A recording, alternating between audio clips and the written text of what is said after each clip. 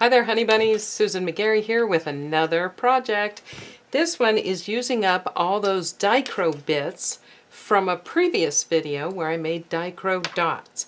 And if you remember, some of them came out a little spiky, like this one and this one.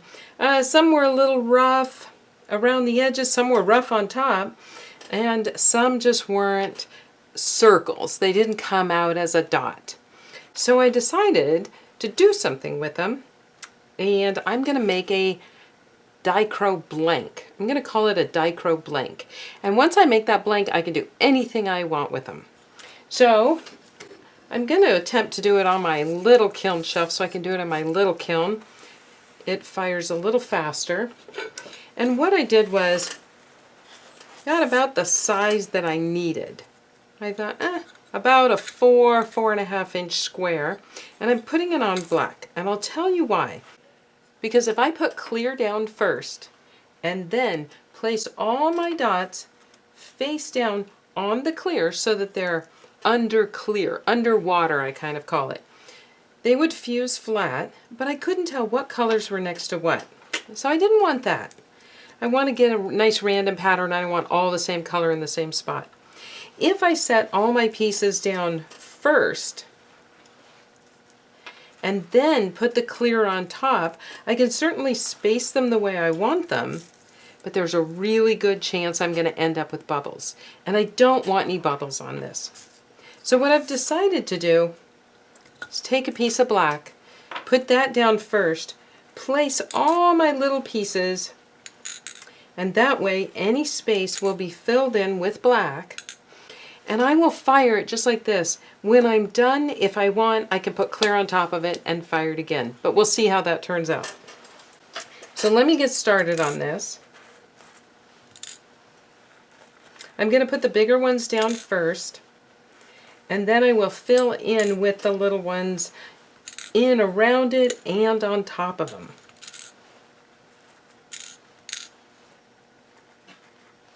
I'll get some tweezers so it'll be a little easier on these little ones.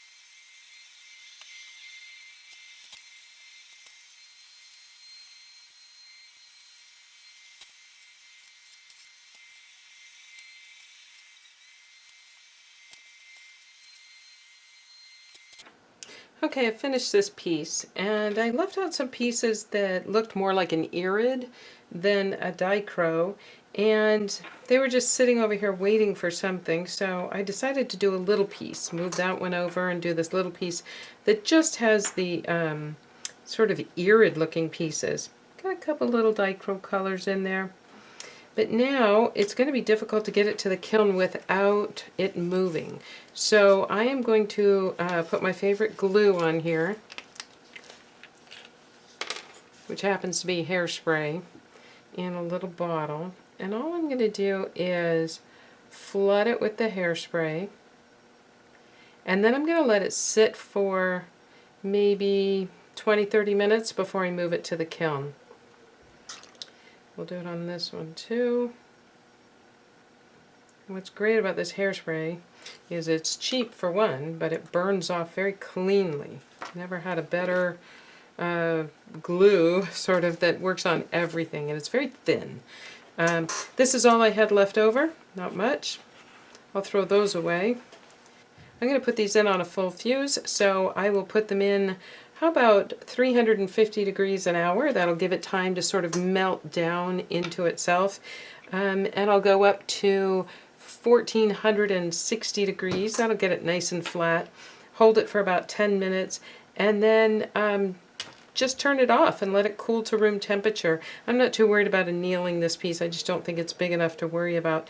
And then it'll be flat enough that if I want to put clear on top, I can fuse it again. But I'll come back and show you what it looks like.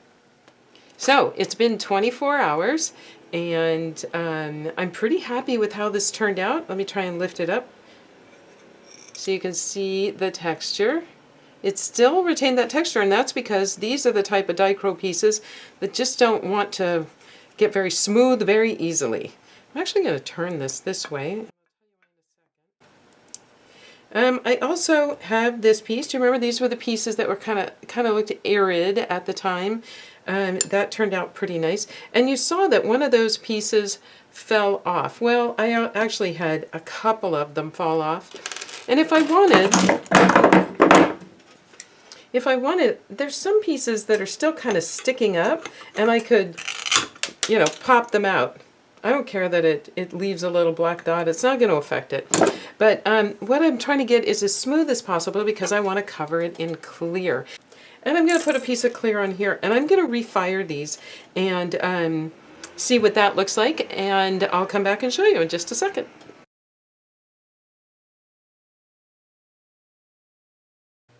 Okay, they're out of the kiln, and I'm pretty happy with how they turned out. I didn't get any bubbles, which is awesome.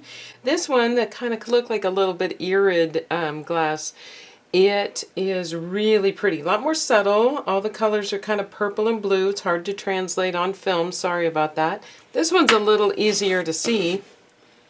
The colors are really gorgeous. And because I did them face up, I could sort of space the colors so there weren't too many similar colors next to each other. But didn't get any bubbles. No bubbles at all. So it was worth the extra firing. So now I think I'm going to cut them apart and see what I get out of them. This one I'm just going to cut right down the middle. Use my glass cutter and my breaker. So that I can fire into two pieces. If I fire them really hot, the corners will kind of round, and then I can make pendants out of those. For this one, I think I'm going to do a couple of things. I'm going to make some pendants, and I'm also going to make some dots, because I have an idea of something to make with it, and you guys probably already know because you've seen the picture at the beginning. I haven't seen it yet, so let's give this a shot. I'm going to use my big ruler. I know it's super big, but it's got this sort of rubbery piece on the back, so it can help me hold my ruler in place without moving too much. So you know what, I think I'll do a small strip first. Another small strip. Now I'm going to do a little bit bigger for pendants. Let me see, 1, 2, yeah, I can probably get 4 pendants. What have I got here? Maybe I'll do one this way. So I didn't think this out too much ahead of time. I'm going to try and break it in the middle. Ah, beautiful. It's always easier to break glass with equal amounts on both sides, so that's why I scored it all first.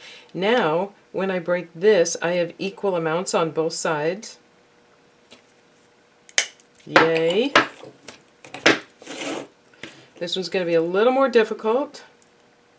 They're smaller. Oh, beautiful.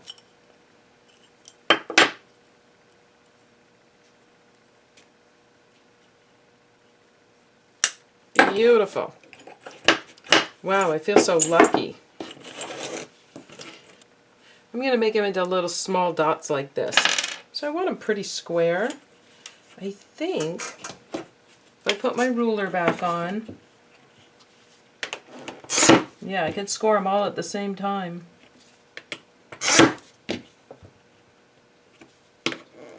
I want them pretty consistent in size, but they don't have to be exact.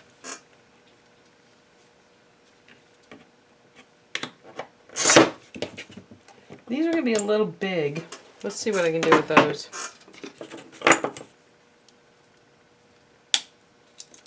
Perfect.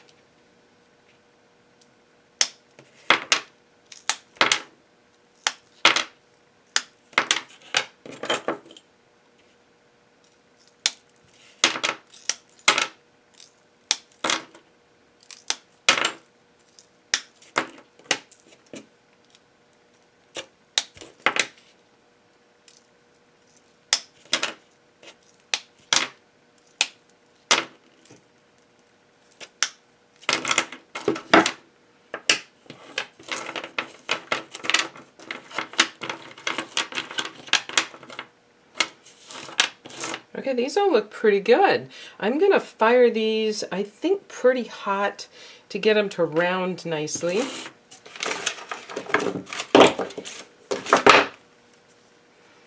These are a little big, I think, and I'd still like to get them to round up. So I'm going to sort of nip them down so that they're pretty close to that.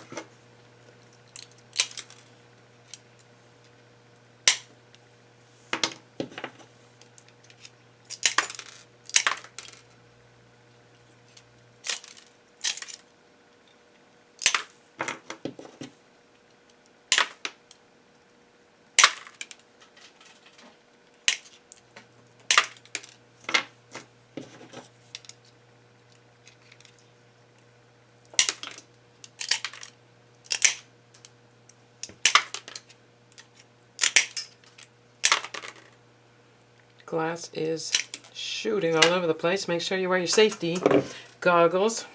So I'm going to fire these using the dot schedule, 9999, or as fast as possible, up to 1550 degrees. Hold for 10 minutes and off, and we'll see what we come up with. Okay, I've got these ready to go in the kiln. I nipped the corners of those so that they would round a little easier. And so now I'm going to put them in on that dot fusing schedule. Here we go.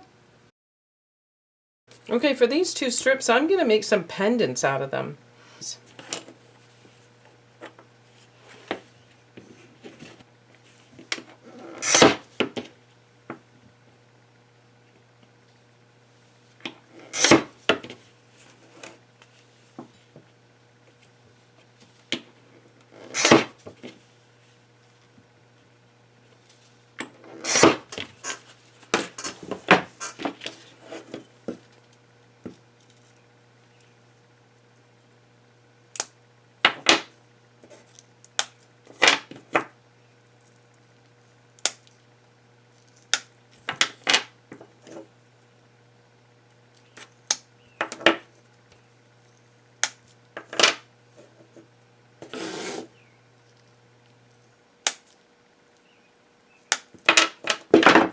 I'm going to square these up a little bit.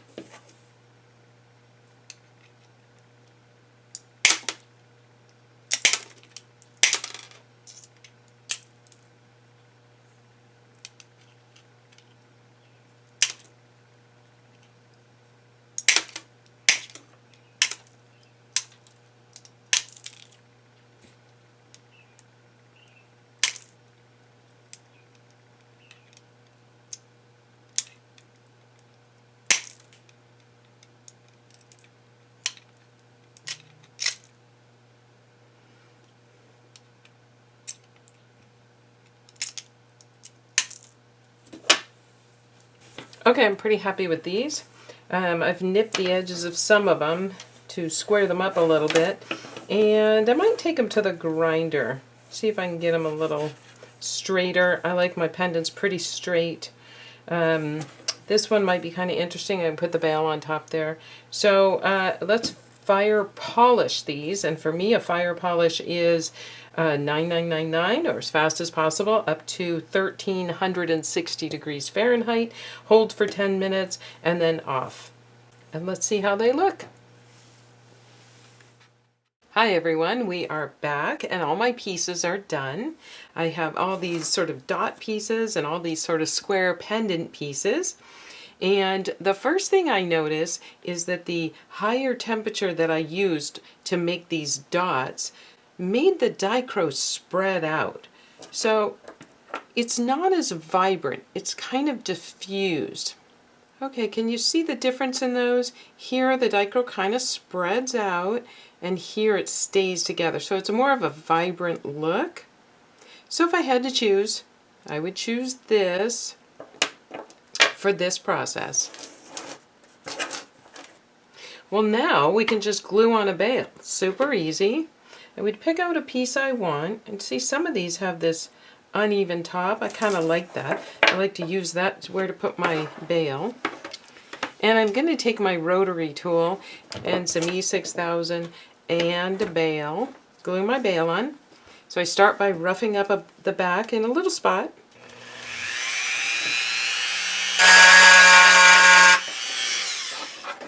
That easy.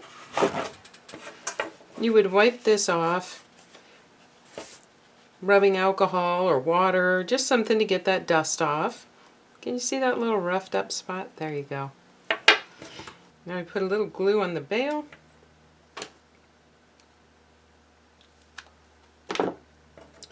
And I like to press the pendant onto the bail,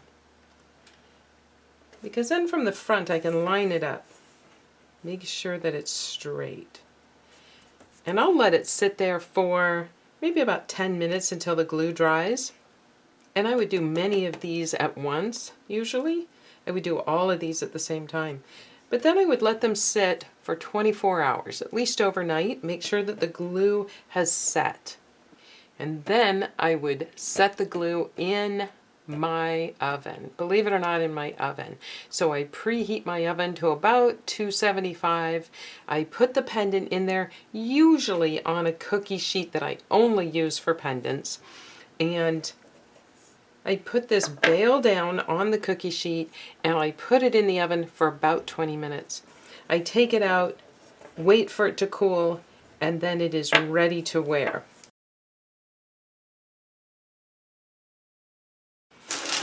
Now for these, I can also turn these into pendants just by adding a bail. Have some round pendants. But another option is something I found on Amazon a bit ago, and I thought this would be the perfect time to use it. These little wooden discs. The pack even came with jump rings, so that makes it really easy to make a pendant. And I've added them into my Amazon shop so you can easily find them if you're interested in them. But they're these little wooden discs with holes in them. Just glue a piece on and then add your jump ring. And I recommend it in that order, because what I found was if I put my jump ring on first, it made the pendant tilt when I was gluing on the glass, and then it had a tendency, while the glue was drying, to slide off. So I had to sit there and hold them and keep moving them into place. So glue them first, then add your jump ring. But I didn't stop there. I thought, how easy would it be to make a bracelet? So I took some little dots that I already had and added them to the discs, and then added the jump rings, and then I added a little lobster claw clasp that I already had. So they don't come with the pack, but those are easy to get, right? So I thought that's pretty cool and pretty easy, so let's give that a try.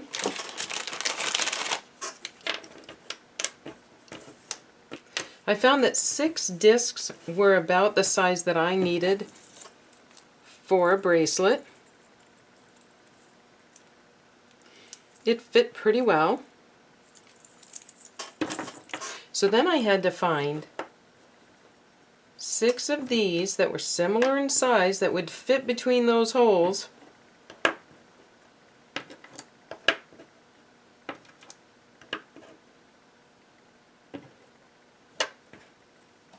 They all sort of fit on there with a little bit of the holes showing, so I can get my jump ring in there. And now, I don't rough these up on this one. The back is already a little rough from fusing, and the wood is very porous, so it sort of grabs the glass. So all I would need to do is add a dot of glue to the back of this and glue it to the middle. Make sure I leave those holes open.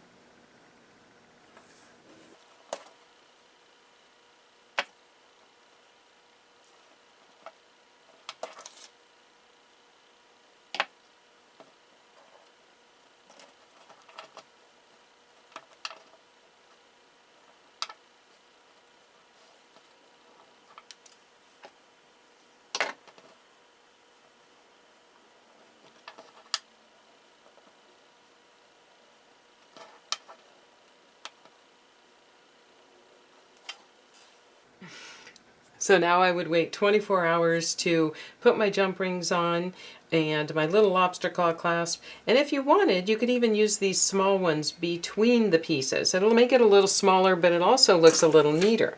So let me show you the difference.